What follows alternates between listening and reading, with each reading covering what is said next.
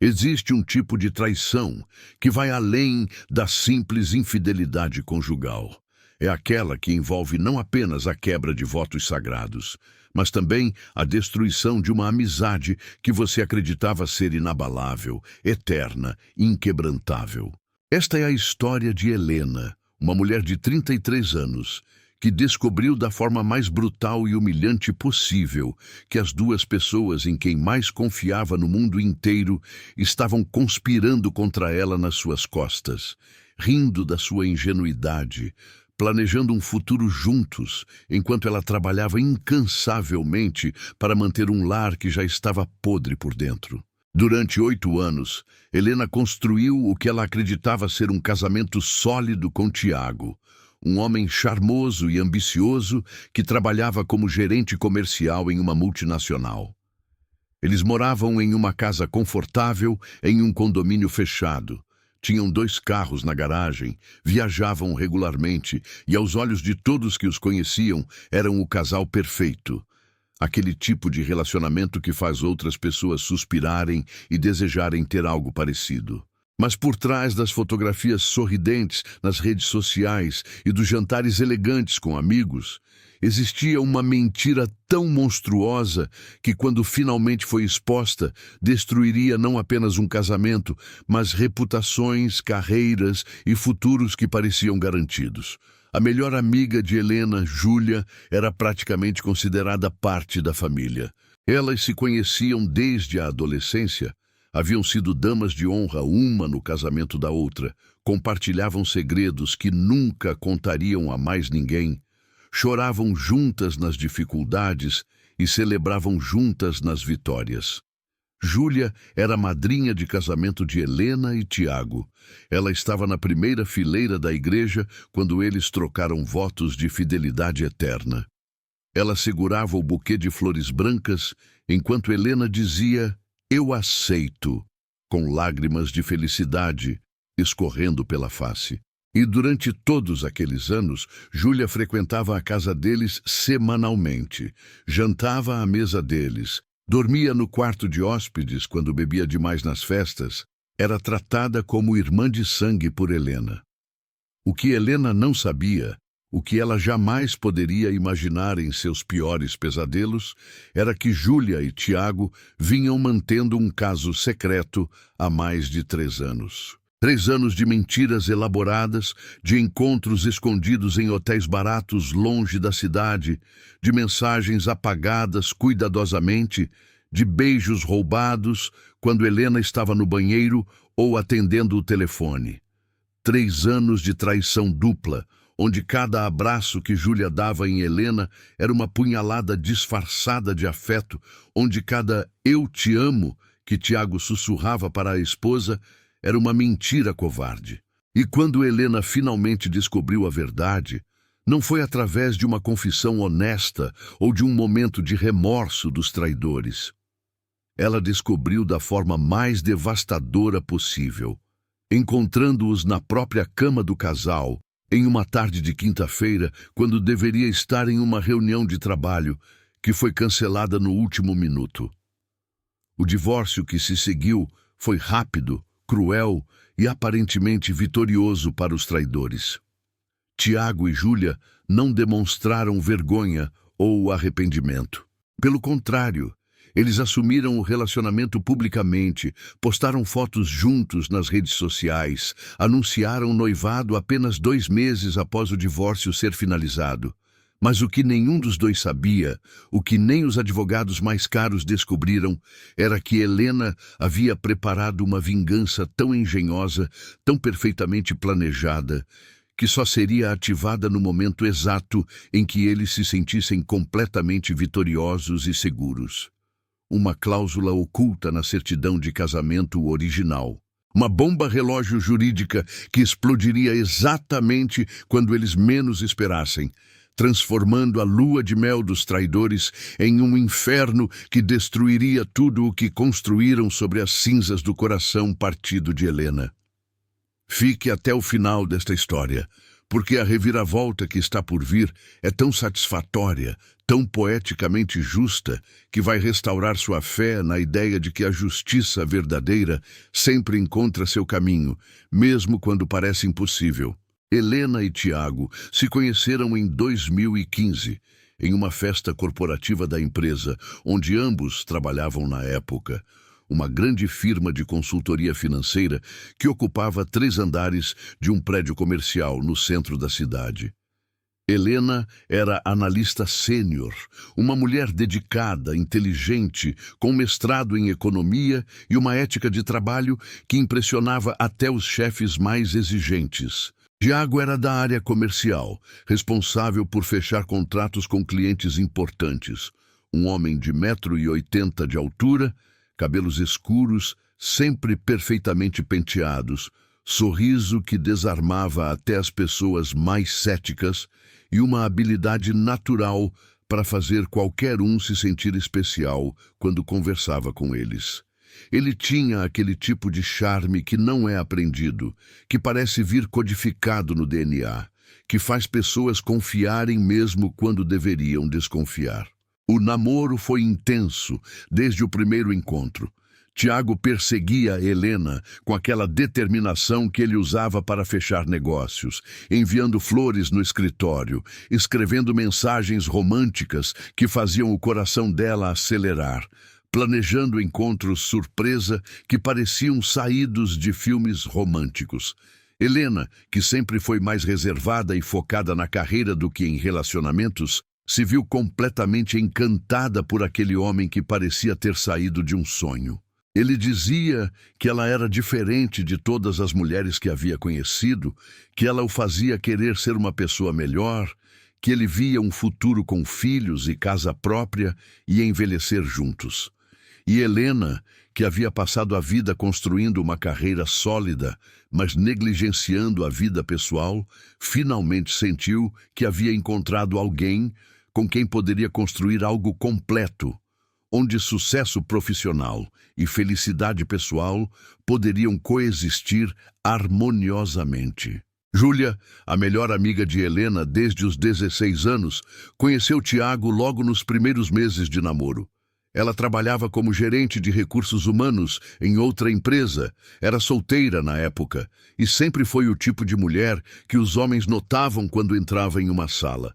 Alta, com cabelos loiros que caíam em ondas naturais, olhos verdes expressivos e uma confiança que beirava a arrogância, mas que ela disfarçava bem com humor autodepreciativo. Júlia e Helena eram inseparáveis.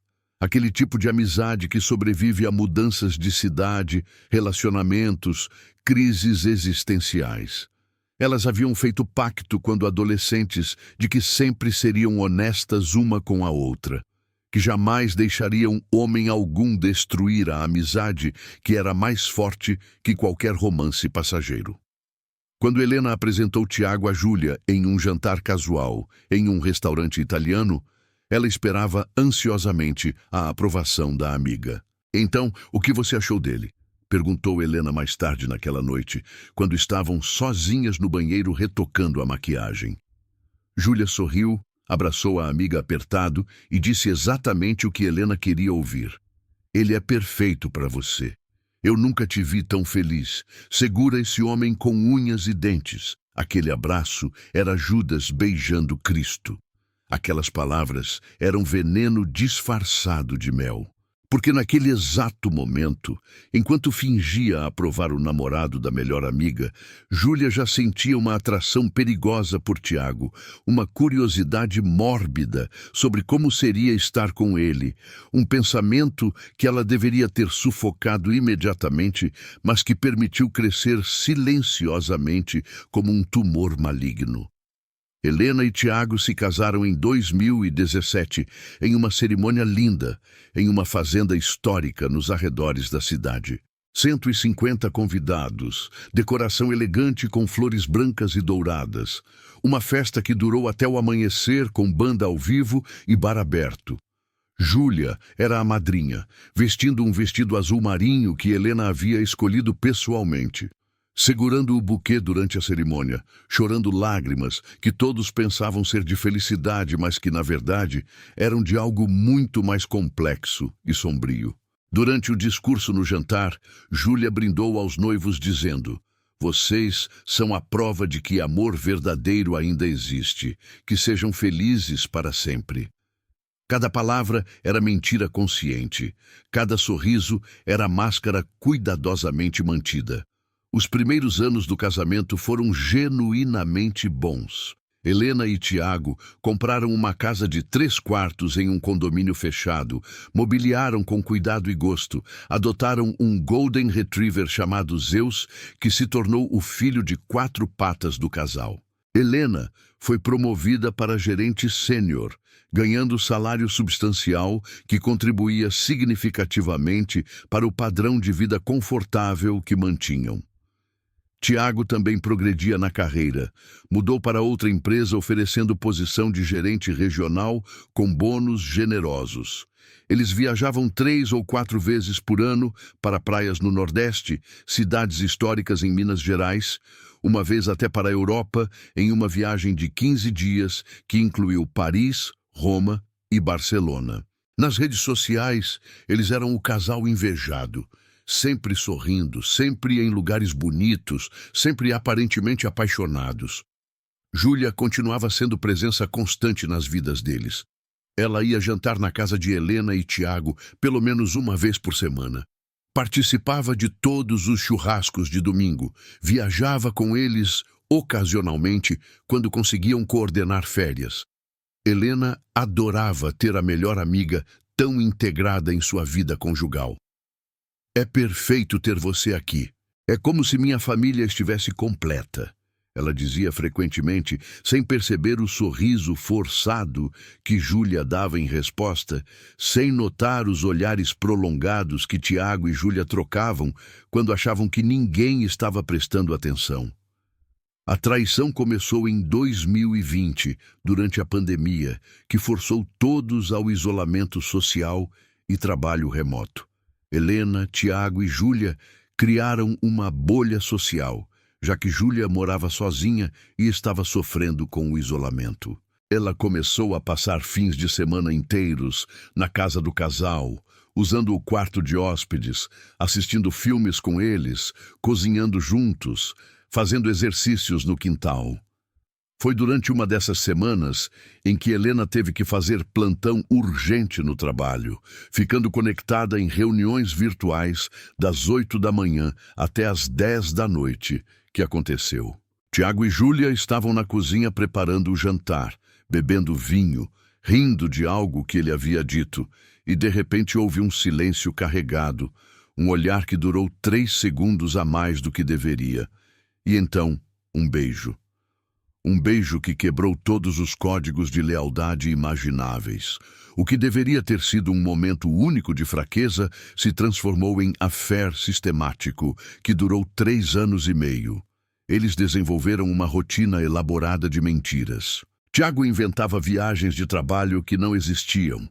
Alugava apartamentos de temporada onde se encontrava com Júlia. Júlia criava compromissos falsos. Alegava estar visitando família em outras cidades, quando na verdade estava em hotel 5 estrelas com o marido da melhor amiga. Eles se comunicavam através de aplicativo de mensagens criptografadas, que apagava conversas automaticamente. Trocavam presentes caros que escondiam cuidadosamente. E o mais perverso de tudo, continuavam mantendo a fachada de normalidade na frente de Helena, jantando à mesa dela, aceitando seus gestos de carinho e confiança, dormindo sob o teto que ela ajudava a apagar, tudo enquanto riam secretamente da idiota ingênua que não percebia nada. Helena não era idiota, mas era confiante. Ela acreditava genuinamente que havia escolhido bem, que Tiago era homem íntegro, que Júlia era amiga verdadeira.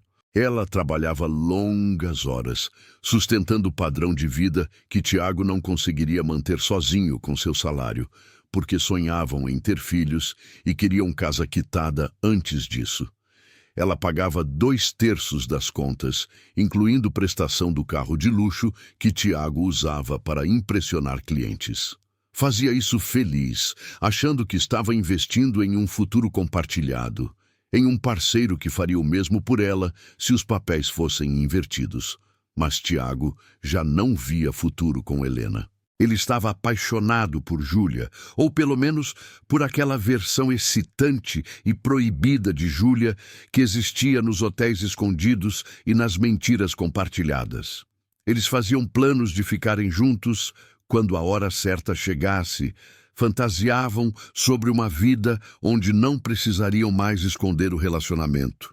Júlia, por sua vez, sentia culpa inicialmente, mas foi racionalizando e justificando até convencer-se de que o coração quer o que quer e que ela e Tiago tinham conexão especial que transcendia convenções sociais ultrapassadas sobre lealdade e amizade.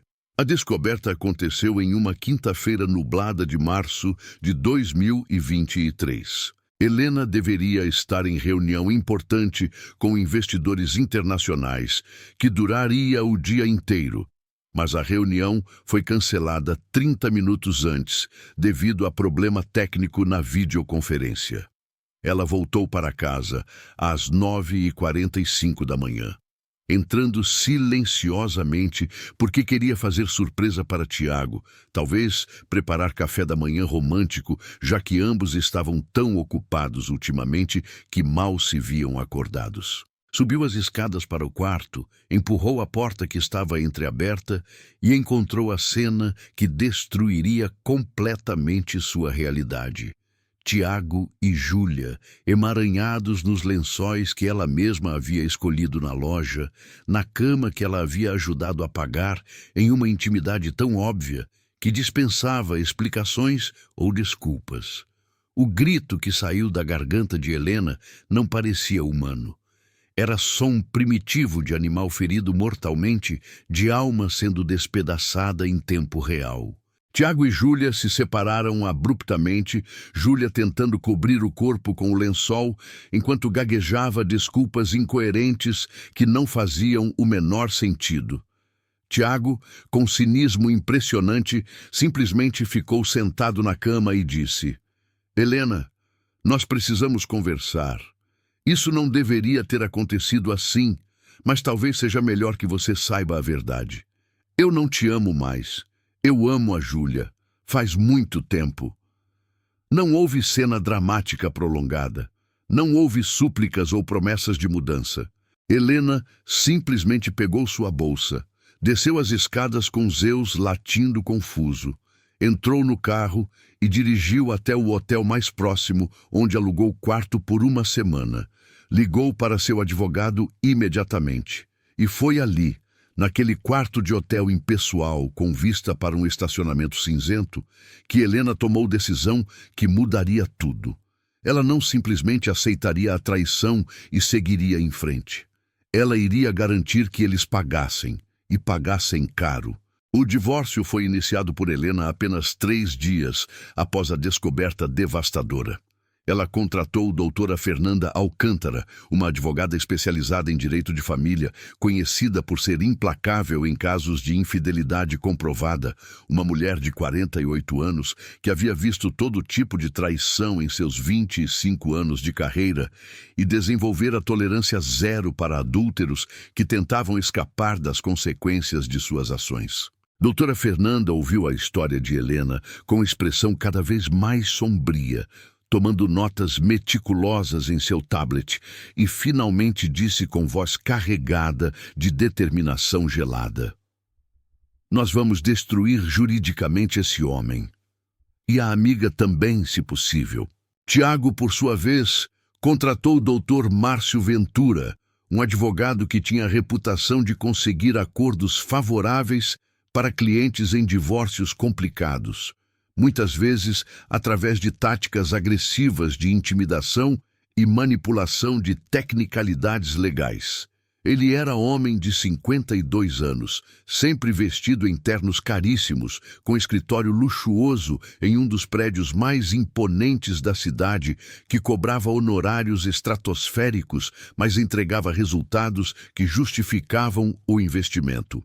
Sua estratégia inicial foi tentar minimizar a culpa de Tiago, alegando que o casamento já estava falido há anos e que sentimentos não podem ser controlados por força de vontade.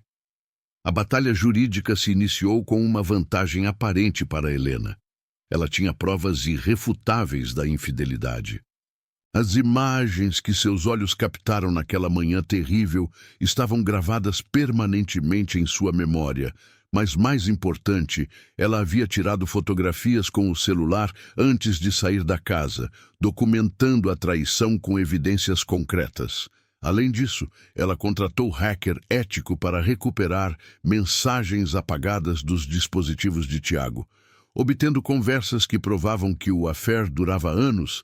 Não era erro único em momento de fraqueza, como Tiago alegaria depois. Mas Dr. Márcio era habilidoso.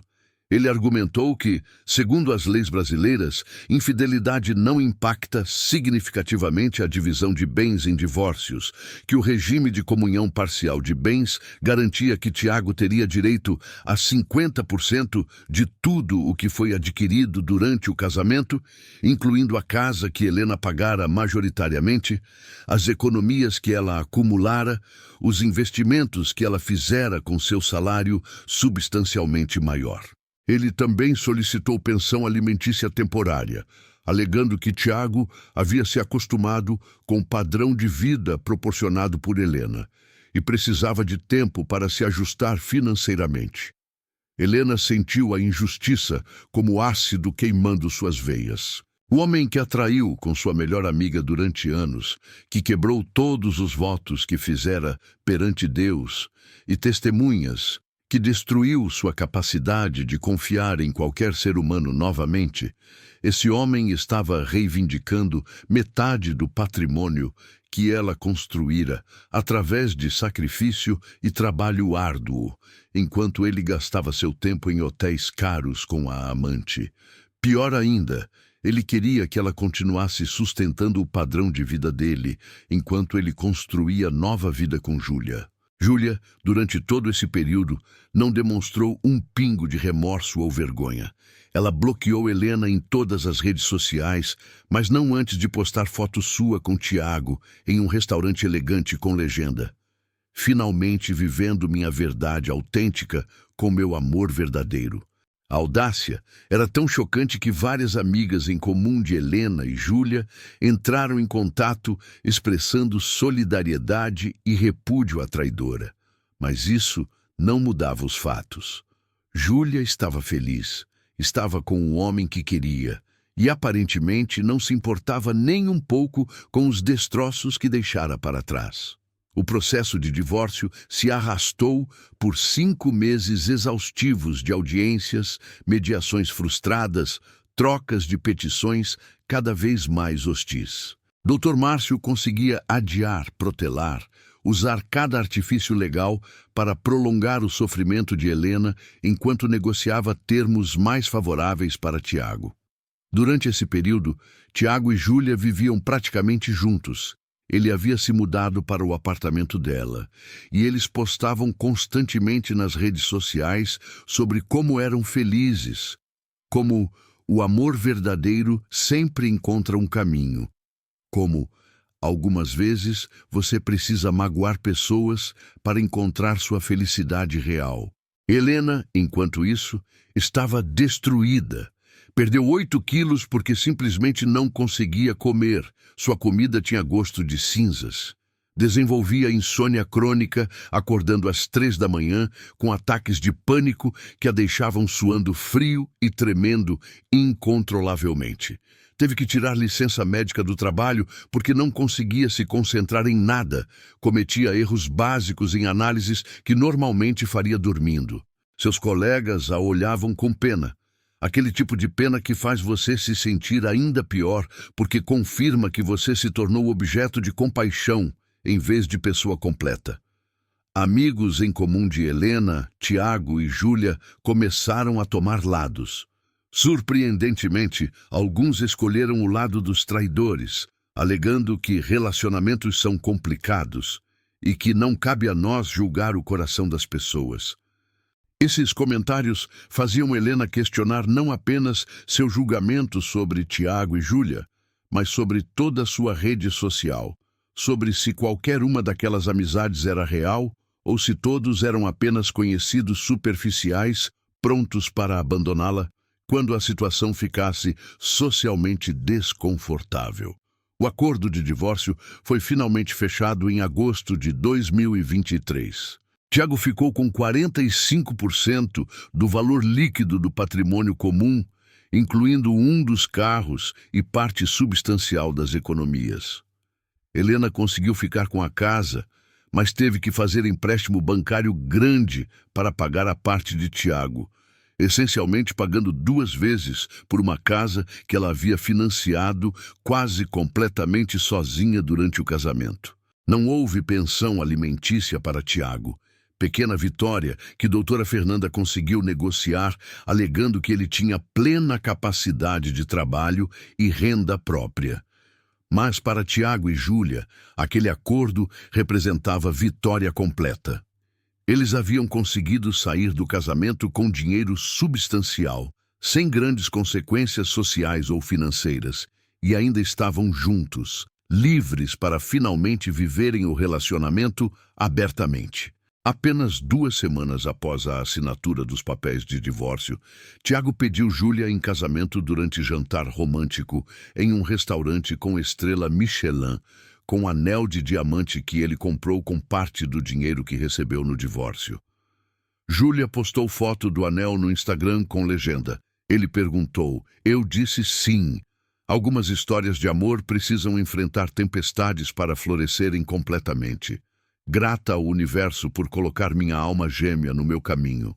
Helena viu a postagem porque a amiga mútua enviou o screenshot com mensagem: "Você está vendo isso? Que nojo!" Ela olhou para a foto do anel brilhante, leu a legenda pretensiosa e hipócrita e sentiu algo quebrar definitivamente dentro dela. Não era mais apenas dor ou raiva, era determinação fria e calculista. Era a resolução absoluta de que aqueles dois não mereciam a felicidade que estavam ostentando, construída sobre as ruínas do seu sofrimento. O casamento de Tiago e Júlia foi marcado para dezembro, apenas 4 meses após o divórcio ser finalizado. Seria cerimônia luxuosa em resort, 5 estrelas na praia, com 80 convidados, seguida de lua de mel de 3 semanas nas Maldivas. Tudo financiado pela combinação do dinheiro que Tiago recebera no divórcio e as economias de Júlia. Eles estavam eufóricos, postando atualizações constantes sobre os preparativos, sobre prova do bolo, sobre escolha das flores, sobre cada detalhe nauseante de uma celebração de união que nascera de traição e crueldade. Helena acompanhava tudo de longe, através de perfis falsos nas redes sociais, documentando cada postagem, cada foto, cada demonstração pública de amor verdadeiro. E ela sorria, um sorriso pequeno e privado que ninguém mais via, porque Helena sabia algo que Tiago e Júlia não sabiam. Ela sabia que havia plantado uma bomba relógio que estava contando os segundos para detonar exatamente quando eles se sentissem mais seguros, mais vitoriosos, mais convencidos de que haviam escapado de consequências reais de suas ações terríveis. A certidão de casamento de Helena e Tiago, aquela assinada 8 anos antes, em cartório, após a cerimônia religiosa, continha uma cláusula que Helena havia insistido em incluir. Uma cláusula que o advogado de Tiago, na época, havia lido superficialmente e considerado bizarra, mas inofensiva. Uma cláusula que ninguém prestara atenção real porque parecia ser apenas capricho legal, sem consequências práticas. Mas aquela cláusula estava prestes a revelar ser arma de destruição massiva.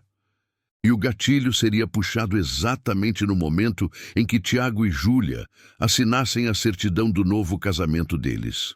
A ironia estava prestes a atingir níveis tão perfeitos que pareceriam roteirizados por um deus da justiça com senso de humor sádico. A cláusula tinha sido ideia de Helena desde o início do relacionamento com Tiago, muito antes do casamento acontecer. E a razão pela qual ela insistira naquela proteção legal específica era a história que poucos conheciam, uma ferida antiga que moldara para sempre sua visão sobre confiança e traição. Helena havia crescido vendo sua mãe, Dona Clarice, ser traída repetidamente pelo pai, Senhor Roberto, durante toda a infância. O pai era vendedor que viajava constantemente, alegadamente para trabalho, mas na realidade mantinha relacionamentos simultâneos em 3 cidades diferentes, cada uma com uma namorada que acreditava ser a única, além da esposa oficial em casa.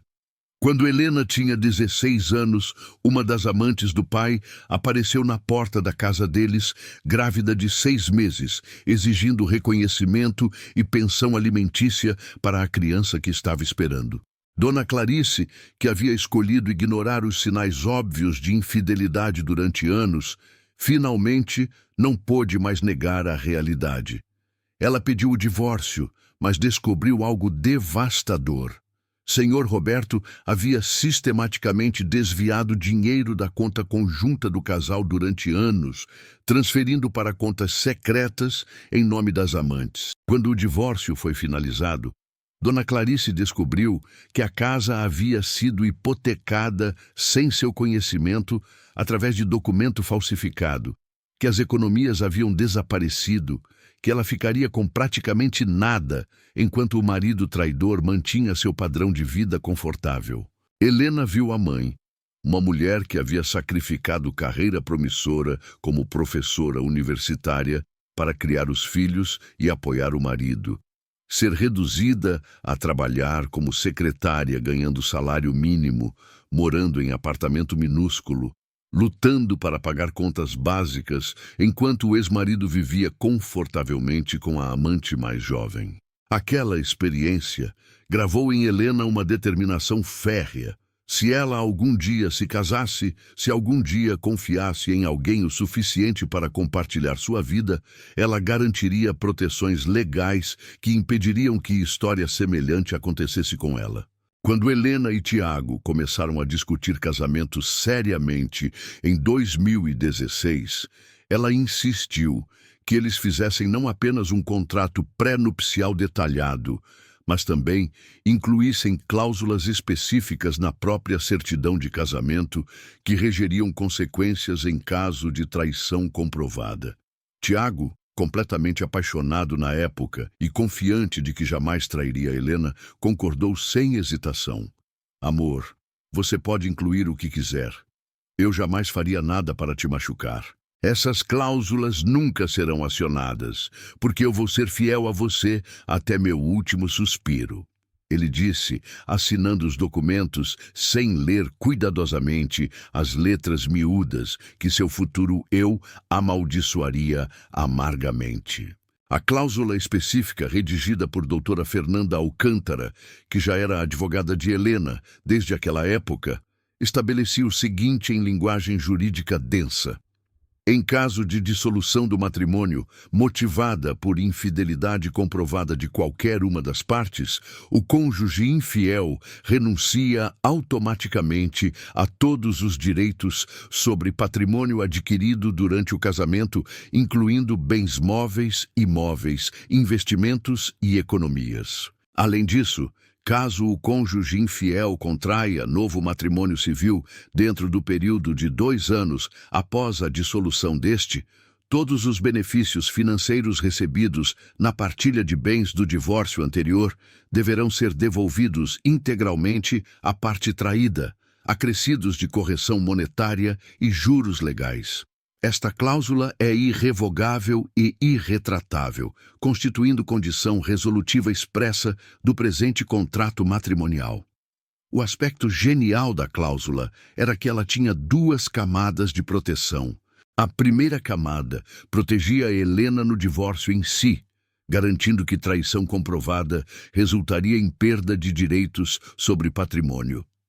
Mas, durante o processo de divórcio, Dr. Márcio havia conseguido arguir que a cláusula era abusiva e desproporcional, conseguindo decisão judicial que a considerou parcialmente inválida, permitindo que Tiago recebesse sua porcentagem do patrimônio, mesmo com a infidelidade comprovada. Foi vitória técnica que Dr. Márcio celebrou como demonstração de sua perícia legal e que deixou Helena aparentemente derrotada. Mas nem Dr. Márcio, nem Tiago, nem o próprio juiz que tomou aquela decisão prestaram atenção cuidadosa suficiente à segunda parte da cláusula, a cláusula de recuperação em caso de novo casamento, porque aquela parte não dependia de interpretação judicial sobre abusividade ou proporcionalidade. Era a cláusula penal específica, um tipo de acordo contratual, reconhecido e protegido pelo Código Civil Brasileiro, que estabelecia penalidade financeira automática caso condição específica fosse cumprida. E a condição era cristalina.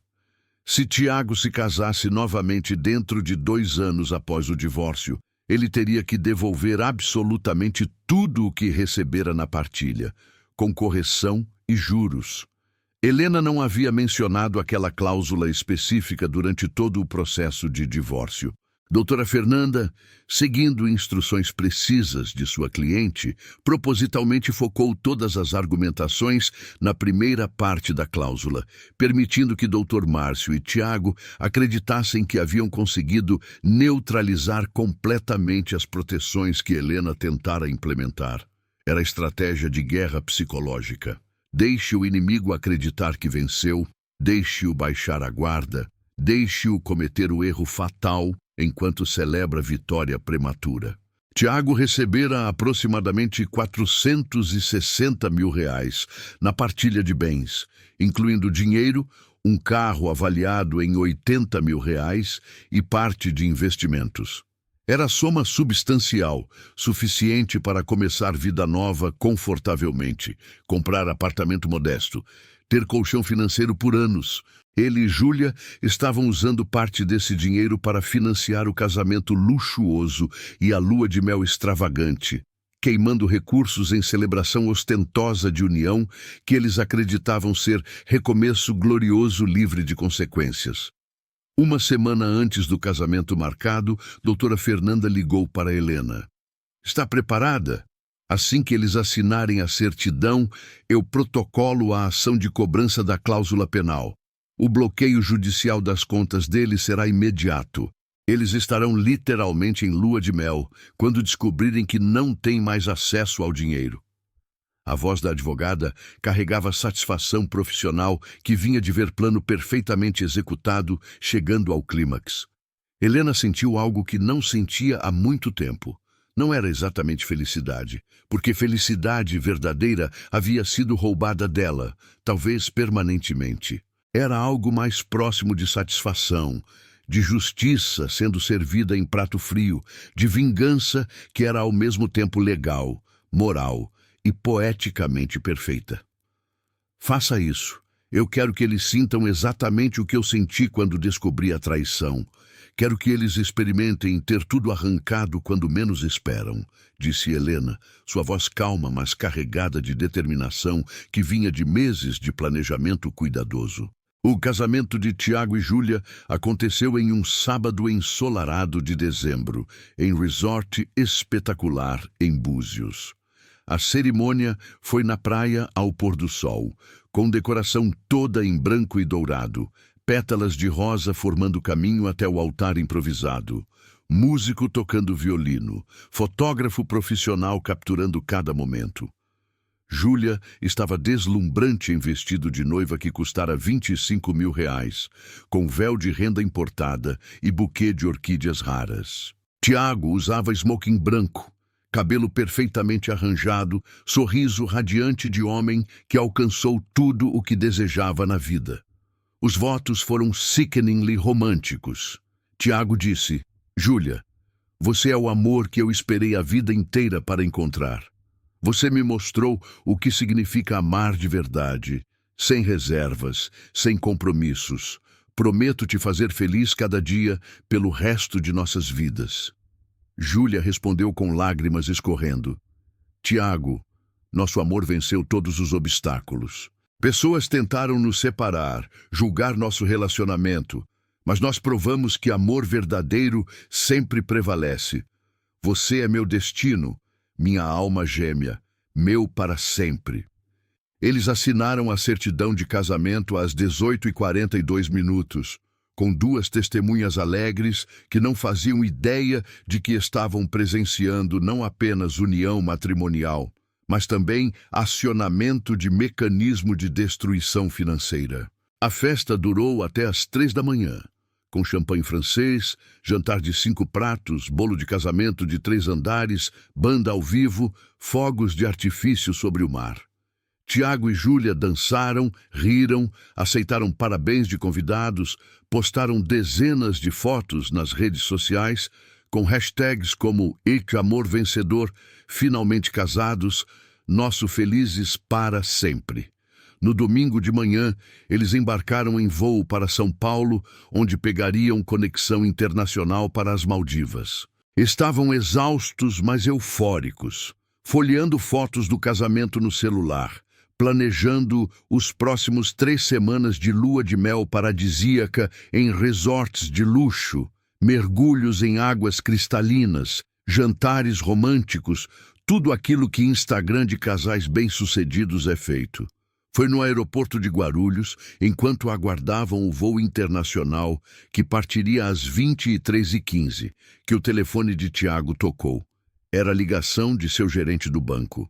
"Senhor Tiago, estou ligando para informar que recebemos ordem judicial de bloqueio de todas as suas contas bancárias, investimentos e cartões de crédito. O bloqueio é efetivo imediatamente e o valor total bloqueado é de aproximadamente R$520 mil, incluindo correção monetária. O senhor precisa entrar em contato urgente com seu advogado." Tiago ficou paralisado, segurando o telefone contra o ouvido, como se não conseguisse processar as palavras que acabara de ouvir. "Como assim bloqueio? Isso deve ser engano. Quem solicitou isso?" O gerente respondeu com tom burocrático e indiferente. "A solicitação veio de doutora Fernanda Alcântara, representando senhora Helena Santos Correia, sua ex-esposa. Algo sobre cláusula penal de contrato matrimonial anterior. Sinto muito, senhor, mas não posso fornecer mais detalhes. O senhor realmente precisa falar com seu advogado." A ligação terminou. Tiago olhou para Júlia, que percebeu imediatamente que algo estava terrivelmente errado. "O que foi? O que aconteceu?" Ela perguntou com voz já tremendo de ansiedade. Tiago, com o rosto completamente drenado de cor, sussurrou as palavras que marcariam o fim da lua de mel antes mesmo dela começar. "Helena bloqueou todo o meu dinheiro, todo ele. Nós não temos como pagar a viagem."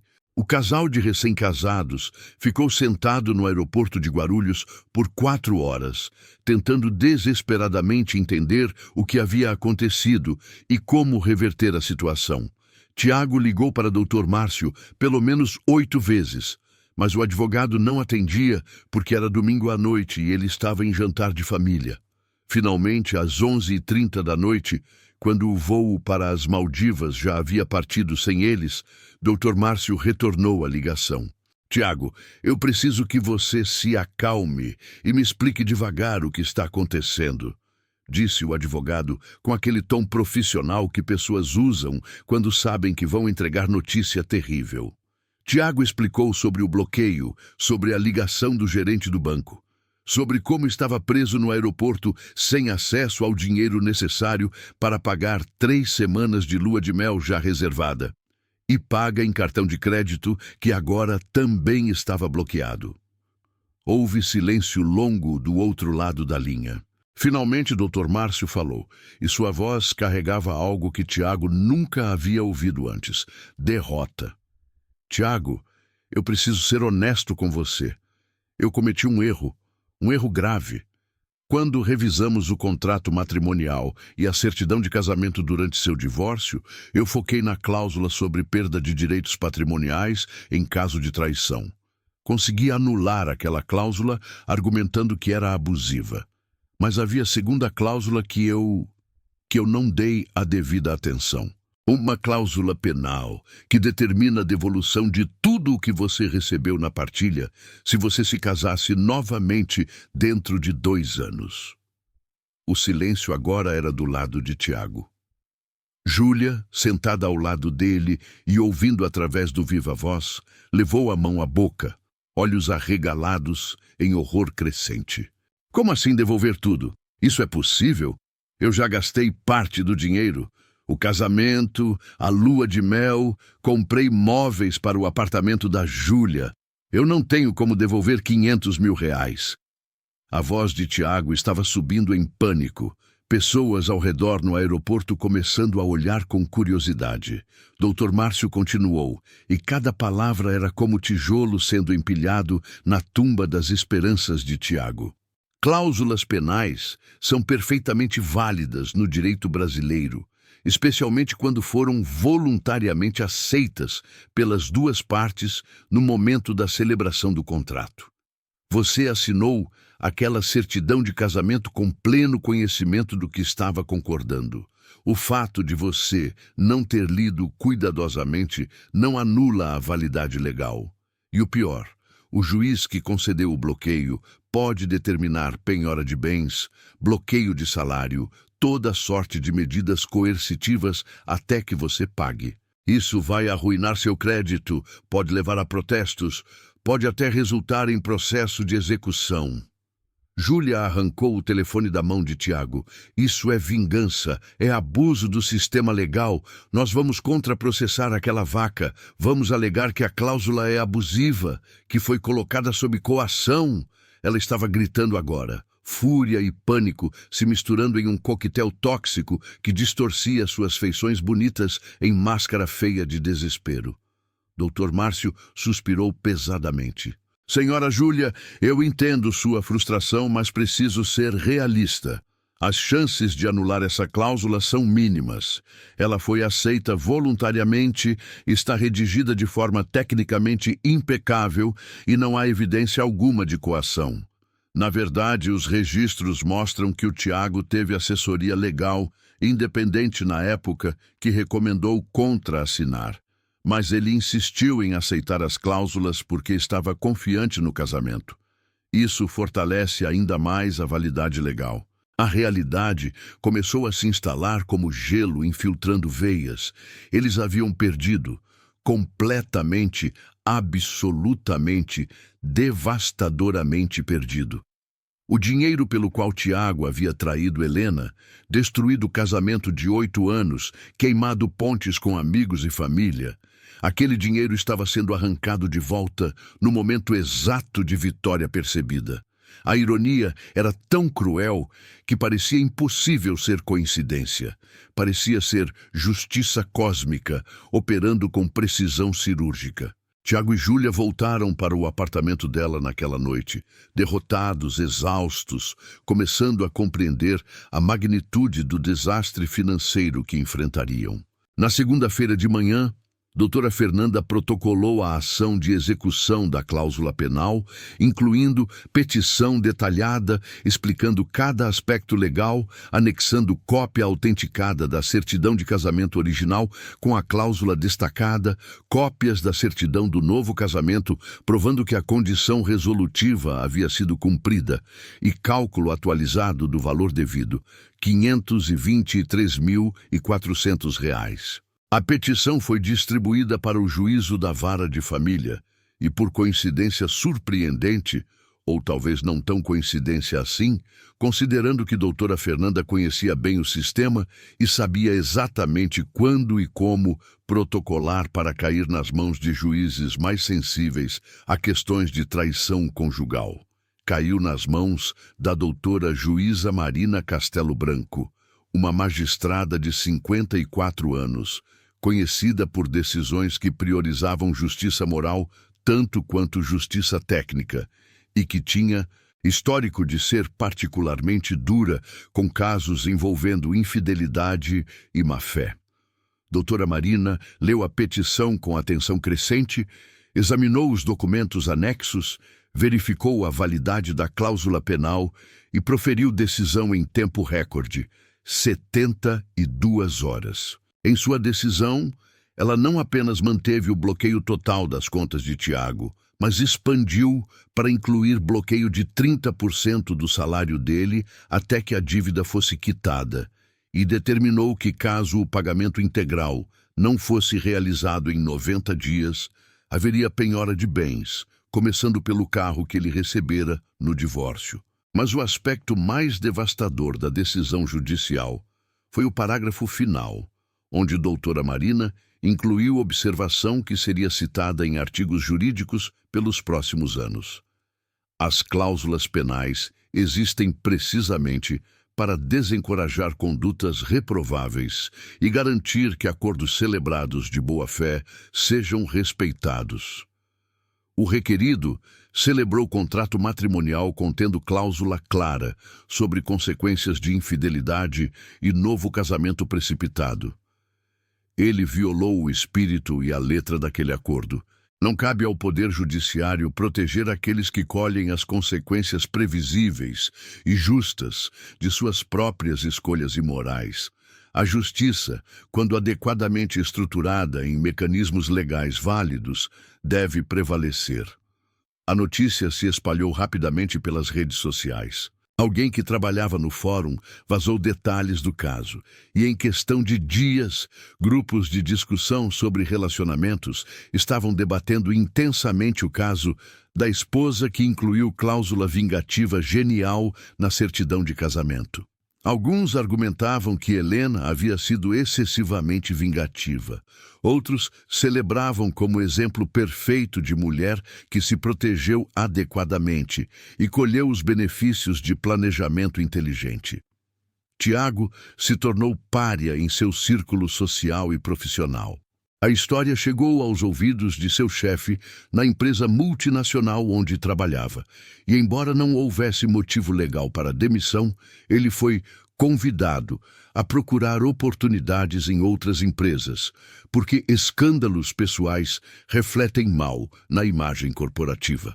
Ele perdeu o emprego 3 meses após o casamento desastroso, em meio a processo de execução judicial que o perseguia implacavelmente. Júlia também sofreu consequências profissionais. Seu departamento de recursos humanos recebeu denúncias anônimas sobre conduta moral incompatível com valores da empresa e, embora ela não fosse demitida formalmente, foi transferida para a posição menos proeminente com salário reduzido. Amigos que haviam celebrado o casamento começaram a se distanciar, percebendo que a associação com o casal era socialmente tóxica. O casamento entre Tiago e Júlia, que deveria ser culminação de grande história de amor que venceu todos os obstáculos, começou a rachar sob pressão do desastre financeiro. Eles brigavam constantemente sobre dinheiro, culpando um ao outro pela situação. Júlia acusava Tiago de ter sido idiota em não ler a certidão cuidadosamente. Tiago acusava Júlia de ter sido ela quem insistiu em casamento rápido e luxuoso em vez de esperar 2 anos quando a cláusula expiraria. 6 meses após o casamento, eles venderam o carro de Tiago para pagar parte da dívida. 9 meses depois, estavam vivendo em apartamento significativamente menor, tendo vendido o apartamento original de Júlia para quitar o restante da execução judicial. 1 ano após o casamento, que deveria ser início de vida perfeita, eles eram um casal amargurado e quebrado financeiramente, preso em união que nascera de traição e estava sendo mantida apenas porque divorciar-se novamente seria admitir derrota completa. Helena, enquanto isso, usou o dinheiro recuperado para quitar completamente o empréstimo da casa, investir o restante de forma segura e criar fundo de caridade em nome de sua mãe, Dona Clarice, focado em ajudar mulheres traídas com assistência jurídica gratuita para divórcios. A ironia era poética. O dinheiro que Tiago recebera traindo Helena estava agora financiando mulheres lutando contra traidores similares. A história se tornou lendária nos círculos de advogados de direito de família, usada como exemplo em palestras sobre importância de planejamento pré-nupcial adequado e leitura cuidadosa de contratos matrimoniais. Doutora Fernanda Alcântara viu sua carreira decolar, recebendo dezenas de consultas de mulheres querendo incluir cláusulas similares em seus próprios acordos pré-nupciais. 2 anos após aquela lua de mel que nunca aconteceu, Helena estava sentada no jardim de sua casa, completamente quitada, tomando chá de camomila, enquanto o sol da tarde filtrava através das folhas da jabuticabeira que ela havia plantado no mês anterior. Zeus, o Golden Retriever que fora dividido no divórcio, mas que ela conseguira ficar por acordo final, dormia aos seus pés, roncando suavemente. Ela estava lendo livro sobre reconstrução emocional após traumas relacionais, fazendo terapia semanalmente, reconstruindo sua vida tijolo por tijolo, dia por dia. Ela não havia encontrado novo amor ainda, e talvez demorasse anos até que estivesse pronta para abrir seu coração novamente. Mas ela havia encontrado algo possivelmente mais valioso: paz. Pois que vinha de saber que ela não fora passiva diante da injustiça, que ela usara as ferramentas legais disponíveis de forma inteligente e moral, que ela provara para si mesma que não era vítima indefesa, mas guerreira que lutou pela própria dignidade e venceu. O fundo de caridade que ela criara já havia ajudado 17 mulheres com assistência jurídica em divórcios complicados, incluindo 3 casos onde elas conseguiram provar infidelidade e usar cláusulas pré-nupciais similares àquela que Helena havia implementado. Cada mulher ajudada era vitória multiplicada, era justiça se espalhando como ondas em lago tranquilo, era transformação de dor pessoal em bem coletivo. Helena ocasionalmente via atualizações sobre Tiago e Júlia através de conhecidos em comum. Eles continuavam casados tecnicamente, mas por relatos de quem os via, era um casal infeliz preso em relacionamento que se tornara prisão mutuamente construída. A paixão ardente que justificara traição e destruição havia se extinguido sob o peso de consequências que nenhum dos dois havia antecipado adequadamente. A lição era clara. Relacionamentos construídos sobre ruínas de outros relacionamentos raramente florescem verdadeiramente porque são fertilizados por culpa, vergonha e karma que cobra juros compostos.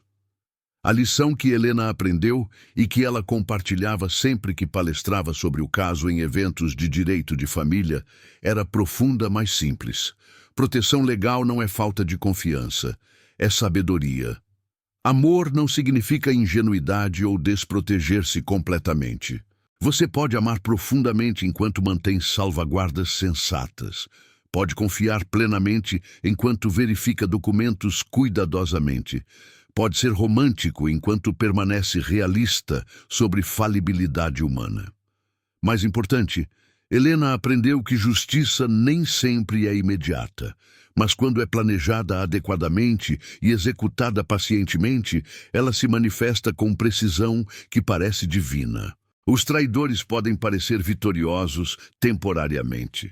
Podem celebrar conquistas construídas sobre sofrimento alheio, mas quando as fundações são podres, o desabamento é inevitável e espetacular.